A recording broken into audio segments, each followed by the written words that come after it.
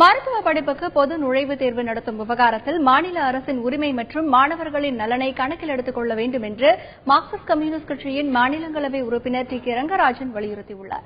மொழி திணிப்பில் ஈடுபடக்கூடாது என்றும் மத்திய அரசை அவர் கேட்டுக் கொண்டார். நடந்து முடிந்த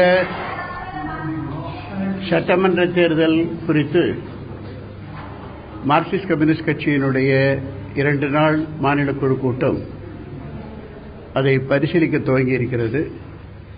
பரிசீலனை முடிந்த பிறகு நாளை அந்த பரிசீலனையினுடைய முடிவுகளை இதர தீர்மானங்களை உங்களுக்கு தெரிவிக்கப்படும். நாளை மாலை மாநிலங்களுடைய உரிமைகள்,